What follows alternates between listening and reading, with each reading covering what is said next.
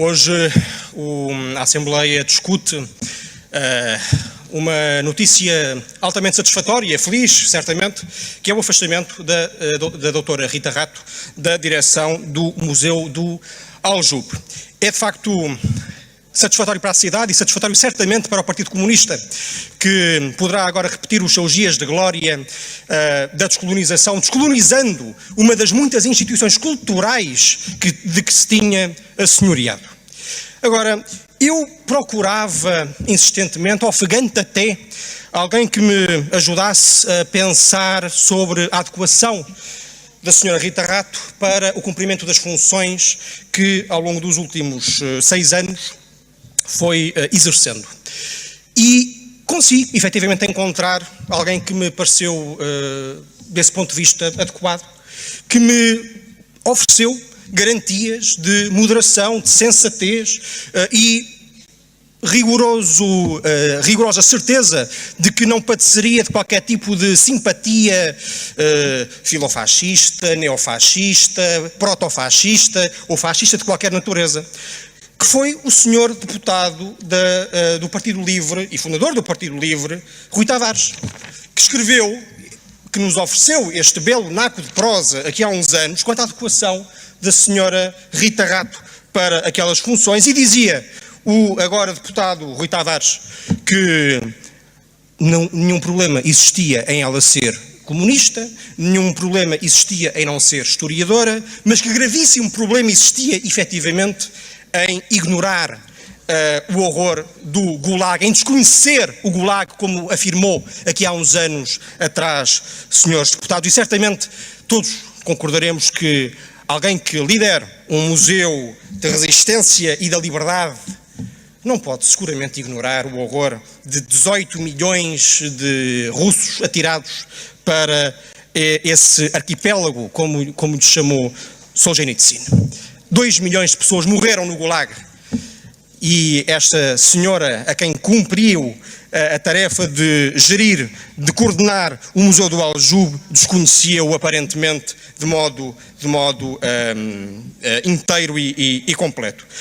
Agora, eu procurava também, senhores deputados, no próprio sítio de internet do Museu do Aljube, compreender o que afinal ali se procurava fazer. E todos serão recordados daquela sentença muito divertida, muito curiosa, de Voltaire sobre o Sacro Império Romano, que não seria nem sacro, nem império, nem romano. E de facto, olhando para a missão que nos é demonstrada, que nos é apresentada no sítio do Museu do Aljube, a responsabilidade desta direção que agora cessa funções, aquilo que se conclui é que nem é museu, nem era do Aljube. Nem era museu, nem era do Aljube. Não era museu porque, na verdade, era um panfleto. Era um libelo.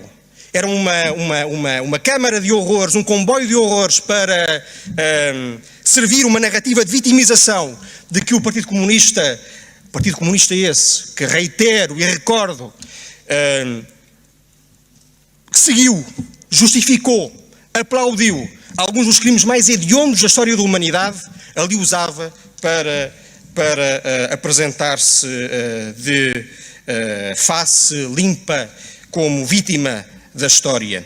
E também não é, efetivamente, e sobre isso também nos diz Rui Tavares também nos comunica Rui Tavares algumas ideias interessantes, também não é sobre o Aljube, efetivamente. Porque o Aljube não nasceu com o salazarismo, não nasceu com o Estado Novo, não nasceu no século XX. O Aljube é uma das principais prisões do país há centenas e centenas de anos. E seria certamente razoável que aquele espaço se recordasse e recordasse os lisboetas e os portugueses disso. O Aljube foi, antes de ser uma prisão política com o Estado Novo, foi uma prisão real. Foi a prisão da Igreja. Lá esteve preso Damião de Góis. Não vale a pena lembrar isso? No Aljube fez a Primeira República aliás, a principal prisão de mulheres, a principal prisão feminina do país. Não devia a esquerda portuguesa, a esquerda lisboeta lembrar essas realidades? Não devia a esquerda portuguesa querer lembrar que o Aljube é a mais importante prisão feminina do país, praticava no seu interior sevícias corporais a mulheres pelo crime de mendicidade? Na Primeira República é essa de que a esquerda portuguesa, em bloco, e o PS em particular, se considera herdeiro e continuador? Talvez devesse.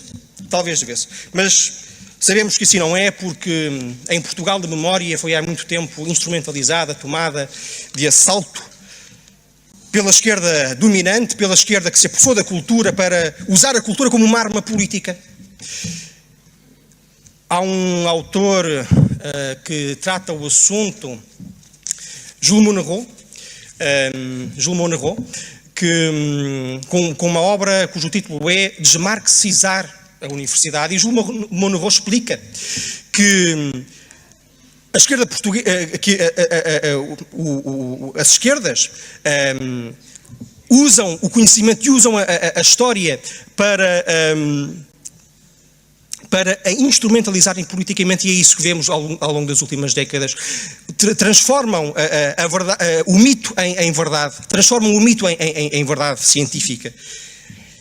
Felizmente, esses tempos chegam agora ao fim, e eu desejo as maiores felicidades à sucessora da senhora Rita Rato nestas funções importantes e que devem ser levadas bem mais a sério do que têm sido. Muito obrigado.